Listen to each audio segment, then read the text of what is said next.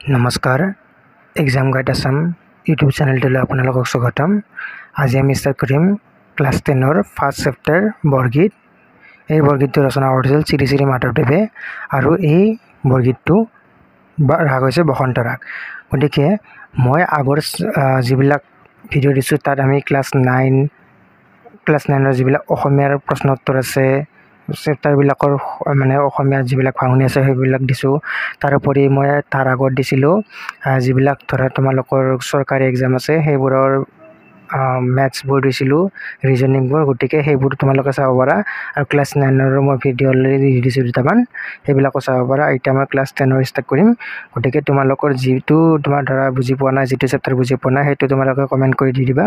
মই সেই চেপ্টাৰটোৱে তোমালোকক নেক্সট দিনাখনে ভিডিঅ' কৰি দি দিম, তোমালোকে তাত ইজিকৈ বুজি পাবা। গতিকে আজি আমি ষ্টাৰ্ট কৰিম বৰগীত। এই বৰগীতটোৰ ৰাগ হৈছে বসন্ত। আৰু তোমালোকে যিটো ইউটিউব চেনেল আছে এক্সাম গাইড আসাম, এইটো চেনেলটো ছাবস্ক্ৰাইব কৰি দিবা, লগতে লাইকো কৰি দিবা আৰু শ্বেয়াৰ কৰি দিবা বন্ধু বান্ধৱীসকলক, তেওঁলোকৰো যাতে হেল্প হয়। ধন্যবাদ। এতিয়া আমি ষ্টাৰ্ট কৰিম বৰগীত। বৰগীতৰ ৰাগ হৈছে বসন্ত আৰু লিখিছে শ্ৰী শ্ৰী মাধৱদেৱে। এতিয়া ষ্টাৰ্ট কৰিছোঁ। হৰি হেৰৰে পাপ পখিলো হৰণে, নিৰিবা বান্ধৱ মোক জীৱনে মৰণে। সনক সনন্দ যোগী যাহাকো ধিয়াই, সকল নিগমে যাক বিচাৰি নাপাই। সহস্ৰ বয়নে যাৰ নাপাবন্ত সীমা, অধমে জানিব কেন তোমাৰ মহিমা। আতুৰ ভৈলহু হৰি বিষয় বিকলে, কৰি উদ্ধাৰ মোক চৰণ কমলে। তোমাৰ চৰণ দুই মোৰ মহাধন, ভকতজনৰ নিজ তুমিহে জীৱন। কৃপাৰ সাগৰ কৃপা কৰা একবাৰ, কাতৰ কৰিয়া ললো শৰণ তোমাৰ। কৃপা কৰা নাৰায়ণ চৰম পাশ, কহে মাধৱ হৰি দাসকো দাস। গতিকে এইখিনিয়ে কৈছে। ইয়াৰে মূল কথাখিনি হৈছে যে আমি এতিয়া দুই লাইনকৈ বুজি ল'ম যে হৰি হেৰৰে বাপ পখিলো শৰণে, নিৰিবা বান্ধৱ মোক জীৱনে মৰণে। ইয়াৰ জৰিয়তে এই দুলাইনৰ জৰিয়তে কবিয়ে কৈছে কি যে মাধৱদেৱে শ্ৰীকৃষ্ণ বা হৰিৰ ওচৰত তেওঁ মানে কি নিজকে অৰ্পণ কৰি দিছে। তেওঁক হৰিক জীৱনে মৰণে নিৰিবৰ কাৰণে মানে হৰিক অনুৰোধ কৰিছে। নেক্সট কৈছে সনক সনন্দ যোগী যাহাকো ধ্যাই, সকলো নিগমে যাক বিচাৰি নাপায়। সনক সনন্দ যোগী, যিবোৰ মানে কি পুৰণি দিনত বহুতো ঋষিমুনি আছিল, ঋষিমুনিসকলে বছৰ বছৰ ধৰি তপস্যা কৰিও সেই ভগৱানক লাভ কৰা নাছিল। সেই ভগৱানক এইখিনি কৰা কৈছে যে সেই ভগৱানক সেই সনক সনন্দ যোগীসকলে বছৰ বছৰ ধৰি বিচাৰি পোৱা নাছিল। সেইখিনি হৈছে সহস্ৰ বৰ্ণে যাৰ নাপাবন্ত সীমা, অধমে জানিব কেনে তোমাৰ মহিমা। এইটো লাইনত কৈছে কি যে শ্ৰী শ্ৰী মাধৱদেৱে নিজকে অধম বুলি কৈছে যে বহুতো লোকে বহুতো ধৰণে মানে কি ধৰা ভগৱানক পাবৰ কাৰণে তপস্যা কৰিছিল। ঋষিমুনিসকলে ডাঙৰ ডাঙৰ ঋষিমুনিসকলে ভগৱানক তপস্যা কৰি কেনে পাবৰ কাৰণে চেষ্টা কৰিছিল, কিন্তু তেওঁক কোনেও লাভ কৰিব পৰা নাছিল। গতিকে আমি হ'লোঁ অধম বা আমি মূৰ্খ। গতিকে আমি তোমাক কেনেদৰে আমি লাভ পাব পাৰোঁ, এইটো কৈছে। আতুৰ ভৈলহু হৰি বিষয় বিকলে, কৰি উদ্ধাৰ মোক চৰণ কমলে। ইয়াতে কৈছে কি যে মই হৰিৰ বিষয়ে মানে হৰিকে মই নিজক অৰ্পণ কৰি দিছোঁ। মোক মানে কৈছে কি যে মই গোটেই জীৱনটো আপোনাৰ নামতে উৎসৰ্গা কৰিছোঁ, আপুনি মোক কেতিয়াও জীৱনে মৰণে এৰি নিদিব কৈছে। এতিয়া তোমাৰ চৰণ দুই মোৰ মহাধন, ভকতৰ জনেৰ তুমিহে জীৱন। গতিকে কি কৈছে ইয়াত যে আমি যে ভগৱানক পূজা পাতল কৰোঁ, ধৰা যিবিলাক ভকত আছে তেওঁলোকে ভগৱানক পূজা পাতল কৰে, কিয়নো তেওঁলোকৰ অকল ভগৱানক বিচাৰে, তেওঁৰ মানে বাকী মায়ামোহ একো নাই। ভকতসকলৰ মানে একমাত্ৰ লক্ষ্য হ'ব লাগিব ভগৱানক বিচাৰি পোৱা বা ভগৱানৰ চৰণ লাভ কৰা। তেওঁলোকৰ কোনো ধৰণৰ পইচাৰ প্ৰতি মোহমায়া হ'ব নালাগিব। গতিকে তেওঁৰ একমাত্ৰ ধন হ'ব লাগিব হৰিৰ চৰণ। গতিকে এইখিনিয়ে কৈছে কি যে যিসকল ভক্ত আছে তেওঁলোকে হৰিৰ চৰণ বা হৰিক লগ পাবৰ কাৰণে বা হৰিৰ কৃপা লাভ কৰিবৰ কাৰণে বছৰ বছৰ ধৰি তেওঁলোকেও ভগৱানক সেৱা কৰি আহে আৰু তেওঁলোকৰ জীৱনেই হৰি বুলি কৈছে। কৃপাৰ সাগৰ কৃপা কৰা একবাৰ, কাতৰ কৰিয়া ললো শৰণ তোমাৰ।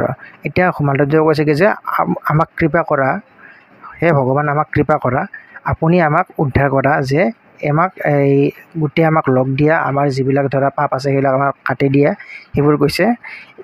এইবাৰ কৈছে কৃপা কৰা নাৰায়ণ চৰম পাশ, কহে মাধৱ হৰি দাসকো দাস। এই দুটা লাইনত কৈছে কি যে আমাক ভগৱান আমাক কৃপা কৰা, আমাৰ যিবিলাক ধৰা মোহ মায়া আছে সেইবিলাক এৰি কিনে আপোনাক আমি অৰ্পণ কৰিছোঁ, আপুনি আমাক কেতিয়াও এৰি নিদিব।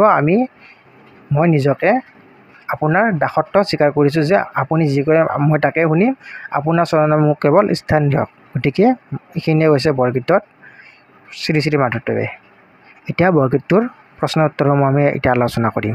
ধন্যবাদ।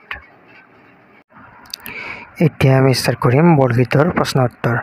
নিৰিবে বান্ধৱ মোক জীৱনে মৰণে।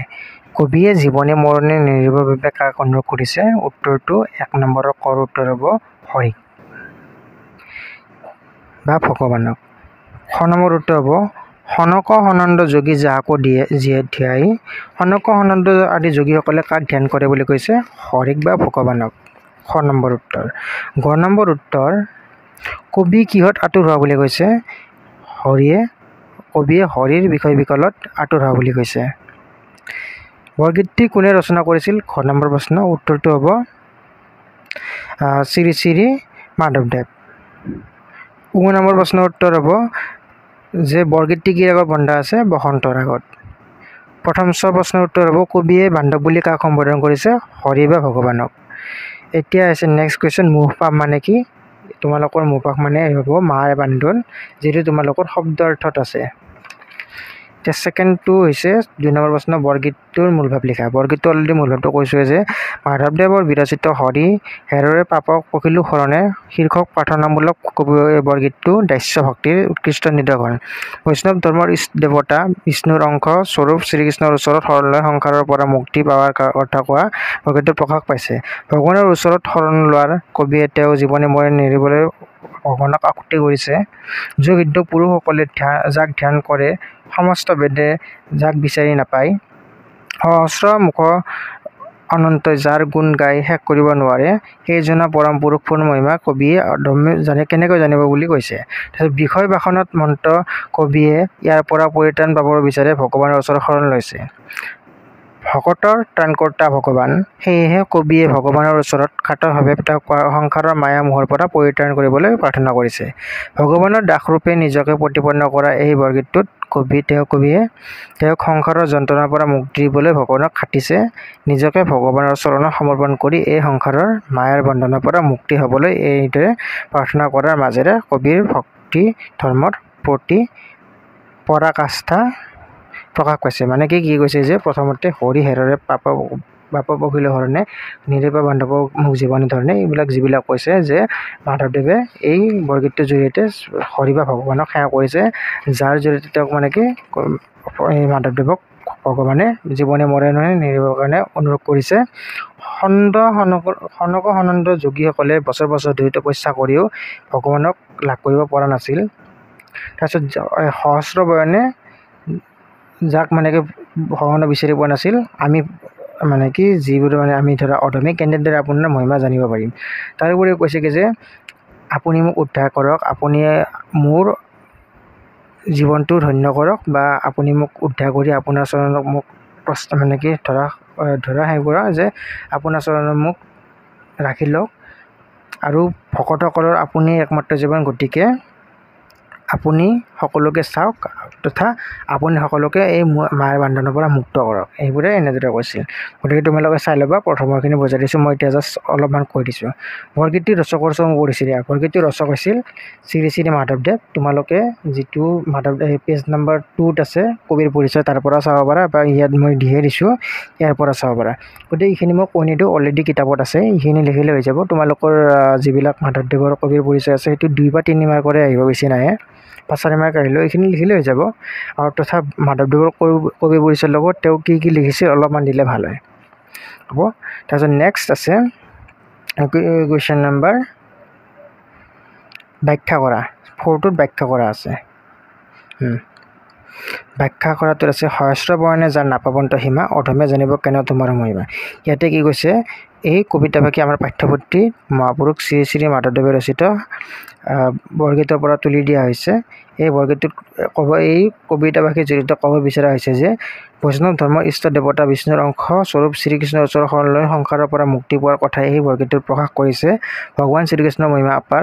সনক সনন্দ আদি যোগিদ্ধ পুৰুষেও সকলেও যিজনক ধ্যান কৰে সকলো বেদে যাক বিচাৰি নাপায় সহস্ৰমুখ অনন্তই যাৰ গুণ গাই শেষ কৰিব নোৱাৰে সেইজনা অৱতাৰী পুৰুষৰ মহিমা অধমে কিদৰে জানিব এইদৰে ভগৱানৰ অপাৰ মহিমা সাধাৰণ লোকে দূৰ কৰাৰ কথা যোগী পুৰুষ বেদ আৰু যে জ্ঞাত নহয় তাকে কবি প্ৰকাশ কৰিছে মানে কি কৈছে কি যে হৰি মহিমা অপাৰ আমি হৰিক কোনো দেখা পোৱা নাই গতিকে বেদতো যি ভগৱানৰ কথা শেষ কৰিব নোৱাৰে সেই তাৰোপৰি সহস্ৰ বৰ্ণে যে যিবিলাক আছে তাৰোপৰি আমি সকলোৱে মানে কি এইবিলাক সকলোৱে হৰি মহিমাকৈ শেষ কৰিব নোৱাৰে গতিকে আমি অধমসকলে কি মানে আপোনাৰ বিষয়ে জানিম গতিকে তেনেদৰে কৈছে এইটোৱে হৈছে সহস্ৰ বৰ্ণে যাৰ নপৱন্ত মহিমা অধমে জানিব কেনে তোমাৰ মহিমা এই কথাখিনি এইখিনি কৈছে আতুৰ হলেও হৰি বিষয় বিকলে কৰি উদ্ধাৰে মোক চৰণ নকমলে এই কথাফাকি আমাৰ পাঠ্যপুথি সাহিত্য সৌৰভত বা সাহিত্য সভাষত যি আছে কবি কিতাপখনৰ নাম তাই দিব এই কবিতাটোৰ বৰগীতৰ জৰিয়তে শ্ৰী শ্ৰী মাধৱদেৱে ক'ব বিচাৰিছে যে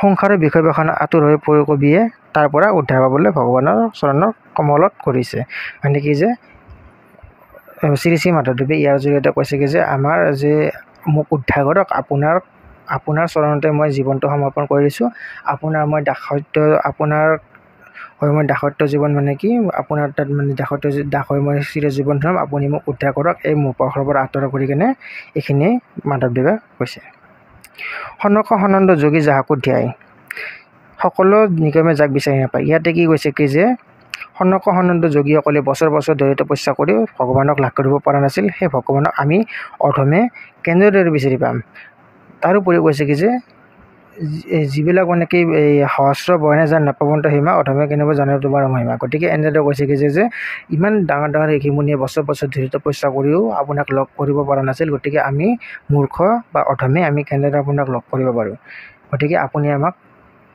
আমাৰ জীৱনটো ধৰক ধন্য কৰক নহ'লে সেনেদৰে কৈছে বা আমাৰ জীৱনটো আপোনাৰ চৰণ মই অৰ্পণ কৰিছোঁ আপুনি আমাক এই মোপখৰ পৰা ৰক্ষা কৰক এনেদৰে কৈছে বৰগীতৰ লক্ষণ 4টা দিব দিছে বা নেক্সট কুৱেশ্যন 6 নম্বৰত ইয়াৰ 6 নম্বৰ কুৱেশ্যনত কৈছে বৰগীতৰ 4টা লক্ষণ তোমালোকৰ পেজ নম্বৰ 3 নম্বৰত আছে যে 1 নম্বৰ বৰগীতৰ লক্ষণসমূহৰ প্ৰথমটো হৈছে বৰগীতসমূহ শাস্ত্ৰীয় ৰাগতালযুক্ত গীত 2 নম্বৰ প্ৰশ্নৰ উত্তৰ হ'ব বৰগীতৰ ভাষা বজ্ৰাৱলী 3 নম্বৰ হ'ব বৰগীতসমূহৰ ভক্তিমূলক তথা ঈশ্বৰৰ মহাত্মা প্ৰকাশক 4 নম্বৰ হ'ব বৰগীতসমূহ মূলতঃ ভক্তিৰস প্ৰধান যদিও তাত দাস্য শান্ত বাৎসল্য আদি ৰসৰো সমাৱেশ ঘটিছে হ'ল এইকেইটা আছিল তোমালোকৰ মূল প্ৰশ্নৰ উত্তৰ তাৰ উপৰি তোমালোকৰ বেলেগ নাই আৰু গতিকে তোমালোকে সেইখিনি ভালদৰে চাবা সেইখিনি মেইন আৰু যদি নেক্সট আৰু যদি কিবা বেলেগ ক্লাছৰ তোমালোকৰ যদি কুৱেশ্যন আনসাৰ লাগে মোক কৈ দিবা কমেণ্টত কৈ দিবা ধন্যবাদ আৰু চেনেলটো ছাবস্ক্ৰাইব কৰি দিবা আৰু লাইক আৰু শ্বেয়াৰ কৰি দিবা